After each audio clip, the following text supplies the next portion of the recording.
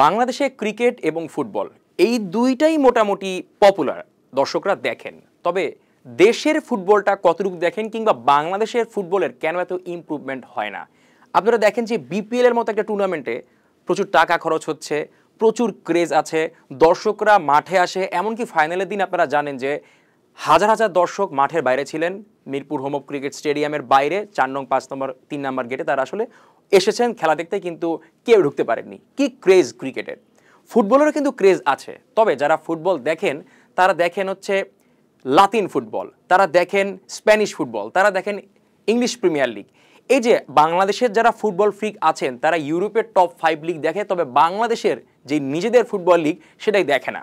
এর কারণ কি, কিংবা কিভাবে এই বাংলাদেশের মানুষজন যে আসলে ফুটবল ফ্রিক, তারা আর্জেন্টিনা, ব্রাজিল কিংবা ওয়ার্ল্ড কাপ আসলে তাদের মধ্যে যে উন্মাদনার আসে, কেন এটা সারা বছর ধরে রাখা যায় না, তা নিয়ে আলোচনা করবো। আমি জিশান আহমেদ আছি আপনাদের সঙ্গে। রিয়াল মাদ্রিদ, বার্সেলোনা নাম দুটো শুনলেই মোটামুটি লা লিগা কাভার হয়ে যায়। এই রিয়াল মাদ্রিদ, বার্সেলোনা কিংবা অ্যাটলেটিকো মাদ্রিদ এই দলগুলো কিন্তু এমনি এমনি আসেনি। কিংবা ইংলিশ প্রিমিয়ার লিগের দিকে তাকানো যাক, আপনি দেখবেন যে ম্যানচেস্টার ইউনাইটেড, ম্যানচেস্টার সিটি কিংবা লিভারপুল এই দলগুলোর দৌলত কিন্তু একদিনে হয়নি।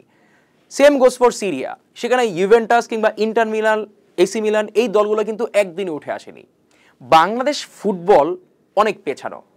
এই দেশের ফুটবলকে এগিয়ে নেওয়ার জন্য ঘরোয়া ফুটবলটা খুব গুরুত্বপূর্ণ। বাংলাদেশ প্রিমিয়ার লিগ নামে একটা ফুটবল হয়, যেখানে 10টা দল খেলেন, যেখানে Bashundhara kings, Mohammedan, Abahani, brothers union, wanderers এই ধরনের দলরা খেলেন। তবে ক্রিকেটের মতো একটা জায়গায় কিন্তু মিল আছে, ঢাকা কেন্দ্রিক খেলা হয়ে যাচ্ছে বেশি। আপনি ইমাজিন করেন যদি নোয়াখালী বনাম বরিশাল প্রতি বছরে 2বার খেলে এবং এই খেলাটা হোম এবং অ্যাওয়ে হয়, বোঝাতে চাচ্ছি যে নোয়াখালীর নির্দিষ্ট একটা টিম থাকবে, এই টিমটা নোয়াখালী মাঠে আতিথেয়তা দেবে বরিশালের একটা দলকে। আপনি নিশ্চিত থাকুন যে সেখানে প্রচুর মানুষ আসবে খেলা দেখার জন্য। সেম গোস ফর বরিশাল, তারাও যদি বরিশালে তাদের স্টেডিয়ামে নোয়াখালীর একটা দলকে আমন্ত্রণ জানায়, সেক্ষেত্রে কিন্তু প্রচুর মানুষ থাকবে বরিশাল বনাম নোয়াখালী দেখার জন্য। চমৎকার একটা এল ক্লাসিকো কিন্তু আপনারা দেখতে পারবেন। আবার এই যে আমরা ইউরোপিয়ান লিগের কথা বলি, এই লিগে কিন্তু আমরা জানি যে ডার্বি ম্যাচ থাকে, অঞ্চল ভিত্তিক রাইভালরি থাকে। আপনি এরকম একটা রাইভালরি ইজিলি ক্রিয়েট করতে পারবেন কিভাবে? আপনি যদি কোনোভাবে ফেনীর একটা দলকে আলাদা করেন এবং নোয়াখালীর একটা দলকে আলাদা করেন, তাহলে কিন্তু তাদের মধ্যে একটা ডার্বি ম্যাচের আয়োজন করা যায়। বাংলাদেশের ফুটবল নিয়ে যারা আসলে কাজ করেন তারা কতটুকু ভাবেন সেটা নিয়ে কিন্তু একটা সংশয় রয়েই গেছে। তবে কালের কণ্ঠে আসলে ইন্টারভিউ দিয়েছিলেন তাবিত আওয়াল, বাফুফে প্রেসিডেন্ট। তিনি বলেছিলেন যে তিনি চান যে এলাকা ভিত্তিক খেলা বেশি হোক, দলের সাথে সাথে এলাকা কিংবা ডিভিশন কিংবা কোনো একটা নির্দিষ্ট জায়গার খেলা হোক, তাহলে ওই জায়গা বনাম জায়গার ম্যাচটা বেশি হয়। আপনি দেখেন লিভারপুল কিন্তু লিভারপুল একটা জায়গা, ম্যানচেস্টার ইউনাইটেড কিন্তু একটা জায়গা, ম্যানচেস্টার সিটি একটা জায়গা।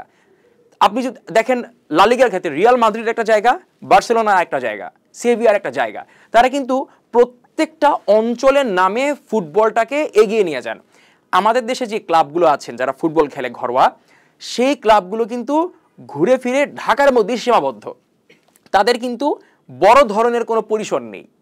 আর একটু সহজ করে বলি, বাংলাদেশে যেই ডিভিশনগুলো আছে সেই ডিভিশনে নির্দিষ্ট কোনো ফিক্স মাঠ নেই। তাহলে ফুটবলকে ওঠানোর জন্য আপনাকে প্রথমে যা করতে হবে যে ডিভিশনে নির্দিষ্ট মাঠ থাকবে, যেখানে বছর প্রতি এই যে বিপিএল, বাংলাদেশ প্রিমিয়ার লিগ, ক্রিকেটের কথা বলছি, ফুটবলও বিপিএল আছে, তবে ফুটবলের যে বিপিএলটা ওইটা যে 10 দল খেলে তার মধ্যে 7-8টা দল কিন্তু শুধুমাত্র ঢাকাই। তার মানে এইটার যে ক্রেজ, সেই ক্রেজ কিন্তু ঢাকাতেই রয়ে গেছে। আপনি বলতে পারেন যে ক্রিকেটও তো ঢাকা বেসড হয়ে যায়। ভাই, ক্রিকেটটা কিন্তু অলরেডি স্টাবলিশড। আপনি যদি ফুটবলটাকেও ক্রিকেটের মতো নিতে চান, এমনকি ফুটবল চাইলেই ক্রিকেটকে ছাড়িয়ে যেতে পারে, তবে তার জন্য অবকাঠামো ঠিক করতে হবে। যেটা বলছিলাম যে আলাদা আলাদা বিভাগের যদি আলাদা আলাদা স্টেডিয়াম থাকে এবং তাদের নামে যদি মালিকানা করা হয় দলের, তাহলে মানুষজন সেই ম্যাচ দেখবে। আপনি ঢাকা বনাম রংপুর দেখবেন, ঠিক একদম ইউরোপিয়ান ফুটবলের মতো হবে, হোম এবং অ্যাওয়ে ম্যাচ থাকবে। ঢাকার সাথে রংপুরের যে ম্যাচটা, সেটা ঢাকা হোম মেনুতে খেলবে। আবার রংপুরে যে ম্যাচটা থাকবে, তখন ঢাকাকে আতিথেয়তা দিবে রংপুর। এইভাবে বিভাগীয় পর্যায়ে যদি আপনি ফুটবলটাকে তোলেন, তখন সেই ফুটবলের ক্রেজ থাকবে। বলছিলাম যে আপনারা জানেন যে ঢাকার বাইরে কিন্তু অনেক ফুটবলার আছেন যাদেরকে আমরা আসলে তুলে ধরতে পারি না। এই যে নোয়াখালী বলছিলাম, বরিশাল বলছিলাম, এটার তো জাস্ট একটা এক্সাম্পল ছিল, বাট আপনি একটু ভেবে দেখবেন যে যদি বিভাগীয় পর্যায়ে এই ধরনের খেলা হয় তাহলে বরিশাল মূল দলে খেলবে কারা? এই বরিশাল বিভাগের আয়তায় যারা ভালো ফুটবল খেলেন তারা নিশ্চয়ই।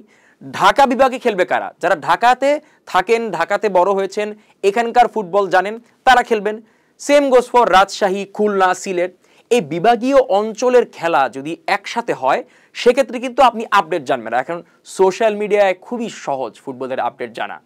আমাদের দেশে ফুটবলে লাস্ট কবে ব্রাদার্স ইউনিয়ন কত গোলে জিতেছে এটা কিন্তু অনেকেই জানে না। মোহামেডান আবাহনী বাদে খুব ম্যাচ যে কেউ দেখে সেটা আসলে বলাই যায় না। বাংলাদেশ প্রিমিয়ার লিগ ফুটবলের কথা বলছি, সেক্ষেত্রে কিন্তু ম্যাচ বেশি দেখা হয় বসুন্ধরা কিংসের। বসুন্ধরা কিংস অনেক বড় আধিপত্য জায়গা করে নিয়েছে, তাই তাদের ম্যাচ দেখে। কিন্তু শুধু এক বসুন্ধরা কিংস দিয়ে কি বাংলাদেশ ফুটবলের যে গ্লোরি, সেই গ্লোরিকে ওঠানো সম্ভব না। প্লেয়ার প্রডিউস করার জন্য আপনাকে বেশি বেশি খেলা দিতে হবে এবং সেটা মানুষের মধ্যে গ্রহণযোগ্যতা আনতে হবে। অনেক বিশ্লেষণ হয়ে গেছে। এখন বলতে পারেন বিপিএল এর মতো দল কিনবে, এই টাকা একটা মালিকানা যারা নেবেন তারা কেন ইনভেস্ট করবেন? ইনভেস্টমেন্টের প্রসঙ্গ তো অনেকেই টানবেন যে কিভাবে তারা সাহস করবে যে একটা স্টেডিয়াম বানিয়ে সেখানে দল নেওয়ার। স্পন্সর ম্যানেজ করার জন্য আপনাকে নিশ্চয়ই তারকা দেখাতে হবে। আমাদের উপমহাদেশের একটা সিস্টেম কি জানেন, যে এখানে ব্যক্তি যখন বড় হয়ে যায় তখন তাকে সাপোর্ট করে। বাংলাদেশ ফুটবল দলে যে এখন দাম সেটা কিন্তু এশিয়ার সবচেয়ে বড়। কেন? কারণ হামজা চৌধুরী এখন বাংলাদেশ দলে খেলবেন। বাংলাদেশ দলটা আরো বেশি গ্লোরিফাই করবে তখনই যখন এই প্লেয়ারের আদলে বাকি যারা থাকবেন তারা কনসিস্টেন্স পারফরমেন্স করেন। আপনি দেখেন যে মুরসালিন গেল সিজনে কি চমৎকার খেলেছেন ক্লাবের হয়ে এবং দেশের হয়ে। এই সিজনে কিন্তু তার পারফরমেন্স খুব একটা ভালো নেই। আমাদের দেশে কিংবা যদি উপমহাদেশের কথা টানি সেক্ষেত্রে এখানে কিন্তু ব্যক্তি নির্ভর খেলা বেশি হয়। আর্জেন্টিনায় যখন ম্যারাডোনা হয়েছেন এরপর সবাই কিন্তু ম্যারাডোনা হতে চেয়েছেন। সেম গোস ফর ব্রাজিলে যখন পেলে দাঁড়িয়েছেন তখন অনেকেই পেলে হইতে চেয়েছেন। আমাদের দেশেও কিন্তু এই যে তারকা, আপনি বুকে হাত দিয়ে বলতে পারবেন না যে দেশের ফুটবলে বড় তারকাকে। যারা তারকা আমরা বলি তারা কিন্তু এক সিজন, দুই সিজন কিংবা ওরকম বলার মতো কোনো তারকা নেই। হামজা চৌধুরী আসার কারণে কিন্তু বাংলাদেশের ফুটবলের দিকে মানুষজন নজর দেবে। তবে নিজেদের যে ফুটবল ইমপ্রুভমেন্ট, সেই ইমপ্রুভমেন্ট কিংবা ফুটবলে খোঁজ খবর রাখা, আজকে বিসিবিতে বাংলাদেশ ক্রিকেট বোর্ড একটা সভা ডাকলে, একটা মিটিং ডাকলে গণমাধ্যম দৌড়ে চলে যাচ্ছে, সেখানে সব কাভার করছে, আপনারা সব দেখতে পাচ্ছেন। ফুটবলের ক্ষেত্রে কিন্তু এটা দেখতে পাচ্ছেন না, কারণ এখানে কাভারেজটা কম। কেন কাভারেজ কম? এতে কিন্তু ফুটবলের দোষ নেই, দোষ হচ্ছে দর্শকদের কাছে বাংলাদেশের মানুষ যারা এত বেশি ফুটবল ফ্রিক, এত বেশি ফুটবল পছন্দ করেন, তাদের কাছে ফুটবলটা পৌঁছানো হয় না। তারা ইন্টারেস্ট পান না আর্জেন্টিনা ব্রাজিল বাদে, তারা ইন্টারেস্ট পান না বার্সেলোনা রিয়াল মাদ্রিদ বাদে। কেন? কারণ এই যে আশেপাশের ফুটবলটা, রিজিওনাল যে ফুটবলটা, সেই ফুটবলটা উঠে আসছে না। আমাদের দেশের ফুটবলকে যদি আসলে এগিয়ে নিতে চায় বাফুফে, সেক্ষেত্রে অবশ্যই ডিভিশন ভিত্তিক অথবা ডিস্ট্রিক্ট ভিত্তিক এই ধরনের খেলা দিতে হবে। কারণ যদি ঢাকায় সিলেট বনাম ঢাকা ম্যাচ হয়, নিশ্চয়ই সিলেটের মানুষজন মুখিয়ে থাকবে যে ঢাকায় গিয়ে সিলেটি ফোয়ারা কেমন পারফরমেন্স করছে। এই কনসেপ্টটা কিন্তু খুবই কার্যকরী কনসেপ্ট। তাই ফুটবলে, বাংলাদেশ ফুটবলে যে ক্লাব ফুটবল কিংবা ইন্টারন্যাশনাল ফুটবলে বাংলাদেশের যে র্যাঙ্কিং, এই র্যাঙ্কিং উপরে নিতেও সাহায্য করবে এই স্ট্র্যাটেজি। কেননা যখন আপনার কাছে অনেক ভালো প্লেয়ার থাকবে, টানা 2-3 সিজন যদি চলে যায় এইভাবে বিপিএলটা, যেই প্ল্যানটা বলা হলো, এই প্ল্যানে হলে অনেকেই কিন্তু কনসিস্টেন্স পারফরমেন্স করবেই। এই পারফর্মারদের কিন্তু একটু উপরে ধাক্কা দিতে হবে। এরা যখন উপরে ধাক্কা পাবে তখন তাদেরকে পিক করবে বাফুফে, এরপর তারা ন্যাশনাল টিমে ভালো পারফরমেন্স করবে। তাহলে জিনিসটা কেমন হলো? ডিস্ট্রিক্ট পর্যায়ে আপনি টুর্নামেন্ট রাখলেন, সেই টুর্নামেন্ট 1-2-3 সিজন গেল, সেম আমাদের যেই ডিপিএল হয় ক্রিকেটের, আমরা কিন্তু সেখান থেকে পারফর্মার তুলে এনে ন্যাশনাল টিমে দেই। সেক্ষেত্রে ডিস্ট্রিক্ট ভিত্তিক খেলাগুলোতে আপনি কন্টিনিউয়াস সেই খেলাটা রাখবেন, সেখানে প্লেয়ার হতে থাকবে। ওইখানে যে প্লেয়ার তৈরির প্রসেসটা, এই প্রসেসটা সাহায্য করবে কিন্তু বাংলাদেশ যে মূল দল ফুটবল, সেই মূল দলে। কেননা এরকম ধারাবাহিক পারফর্মার যারা থাকবে 1-2 জন, তাদেরকে আপনি ন্যাশনাল টিমে প্রমোট করবেন। এবং পুরো বাংলাদেশে যারা ফুটবল হতে চায় বা ফুটবলার হতে চায়, তারা কিন্তু এই চেষ্টা করবেন যে নির্দিষ্ট ওই টুর্নামেন্টে ভালো করতে। তাই ডিস্ট্রিক্ট ভিত্তিক কিংবা ডিভিশন ভিত্তিক টুর্নামেন্টের দিকে আসলে বাফুফের নজর দেওয়া উচিত। এবং স্পন্সর থেকে শুরু করে অনেকেই অনেক কিছু ভাববেন, তবে তাদের কাছে যেতে হলে নিশ্চয়ই আপনাকে দেখাতে হবে। আপনি একটা প্রোডাক্ট বিক্রি করতে চাইলে আপনার কিন্তু আপনার প্রোডাক্টের ইম্প্যাক্ট জানাতে হবে, এটা ব্যবহার জানাতে হবে, এটা প্রভাব জানাতে হবে। নিশ্চয়ই এখন কালকে যদি একটা অ্যানাউন্স করে দেওয়া হয় যে ঢাকা বনাম সিলেটে ম্যাচ হবে, আদৌ কি কোনো বড় স্পন্সর আসবে? আসবে না। প্রথমে তো দেখাতে হবে। যখন কন্টিনিউয়াস এইভাবে দেখানো শুরু করবে, সোশ্যাল মিডিয়া কিন্তু অনেক বড় প্ল্যাটফর্ম, আপনাকে বড় কোনো সত্য কেনার কোনো দরকার নেই।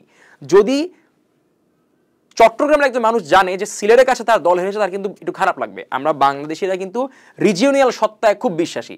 আপনি দেখবেন আপনি যে জায়গা থেকে বিলং করেন, আপনি সবসময় চাইবেন যে ওই জিনিসটাকে সাপোর্ট করতে। তাই দেশের ফুটবলকে, দেশের ক্লাব ফুটবলকে ওই বার্সেলোনা, রিয়াল মাদ্রিদ কিংবা ম্যানচেস্টার ইউনাইটেড, ম্যানচেস্টার সিটির মতো এইখানেও যাতে আমরা চোখ রাখতে পারি, তার জন্য নিজেদের ফুটবলকে নিজেদেরকে খুঁজতে হবে। ফুটবলটা দেখা গেছে ক্রিকেটের মতো শুধুমাত্র ঢাকা কেন্দ্রিক রয়ে গেছে। অ্যাটলিস্ট ক্রিকেটে একটা জিনিস হয়, বছরে একবার বিপিএল হয়, যেখানে বিভিন্ন বিভাগ রিপ্রেজেন্ট করে, তখন কিন্তু আমরা অ্যাটলিস্ট বিভাগের জন্য হলেও ওই দলটাকে সাপোর্ট করি। ফুটবলে কি আমরা এতটুকু পাই? একেবারেই পাই না। তাই প্রতি বছর অন্তত পক্ষে বিভাগগুলো যাতে নিজেদেরকে রিপ্রেজেন্ট করতে পারে, কারণ বিভাগ যখন রিপ্রেজেন্ট করবে তখন আস্তে আস্তে আস্তে আপনি অনেকগুলো দল নেবেন। আপনি এখন বাংলাদেশ ফুটবল যে প্রিমিয়ার লিগটা, সেখানে 10টা দল থাকে, আপনি তখন 20টা দল দিতে পারবেন, আপনি চাইলে 30টা দল দিতে পারবেন। দল যত বেশি হবে, আপনি কম্পিটিশন অনেক বড় হবে, প্রচারণা ভালো হবে, এবং খেলা, ভালো খেলা, খারাপ খেলা যাই থাকুক না কেন, ভালো প্লেয়ার কিন্তু পাবেন। প্রতিদিন আপনি ভালো ম্যাচ দেখতে পাবেন না, কিন্তু ভালো প্লেয়ার যারা, তাদের কিন্তু চোখে আপনার পড়বেই, একদিন হোক 2 দিন হোক। যেটা বলছিলাম যে বসুন্ধরা কিংসের ম্যাচ আপনারা কন্টিনিউয়াস কেন দেখেন? তারা ভালো খেলছে, তারা ভালো প্লেয়ার প্রডিউস করছে, কিংবা ন্যাশনাল টিমেরই ভালো প্লেয়ারকে তারা দলে নিচ্ছে, এই জন্য আপনি দেখেন। আপনি কি অন্য ক্লাবগুলোকে ঠিক ওই নজরে দেখেন, লাইক মোহামেডান, আবাহনী কিংবা বসুন্ধরার মতো? না, কারণ ওই দলগুলো কন্টিনিউয়াস কোনো প্লেয়ারকে প্রডিউস করতে পারে না। ইভেন যারা ভিডিওটা দেখছেন, অনেকের বাড়ি হতে পারে বরিশাল, নোয়াখালী, চিটাগং, রাজশাহী। আপনার দেশের কয়টা ফুটবলার ন্যাশনাল টিমে এখন খেলছে হয়তো আপনি নিজেও জানেন না। এই যে না জানার ব্যাপারটা কিন্তু আপনার দোষের বিষয় না, বিষয় হচ্ছে আপনার বিভাগটা ফুটবলকে ওইভাবে রিপ্রেজেন্ট করতে পারেনি। কখন পারবে? যেটা বলছিলাম যে বিভাগীয় অঞ্চলে যদি একটা টুর্নামেন্ট হয়, বাংলাদেশ প্রিমিয়ার লিগ, বিপিএল এর মতো, ক্রিকেটের কথা বলছি, ক্রিকেটের মতো হুবহু বিভাগীয় একটা টুর্নামেন্ট যদি ফুটবলে রাখা হয়, সেক্ষেত্রে বাংলাদেশের ফুটবল নিয়ে মানুষের আগ্রহ অনেক বেশি হবে।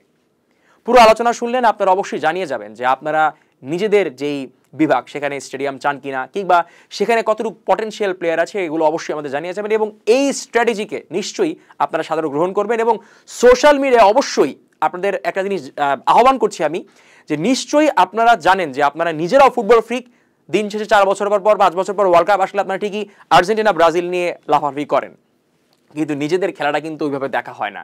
তাই কি করলে বাংলাদেশ ফুটবলের ক্লাব ফুটবল অনেক বেশি এগিয়ে যাবে, সেটা অবশ্যই আমাদের কমেন্ট সেকশনে জানিয়ে যাবেন। ধন্যবাদ এতক্ষণ অবধি আমার সাথে থাকার জন্য। আসসালামু আলাইকুম।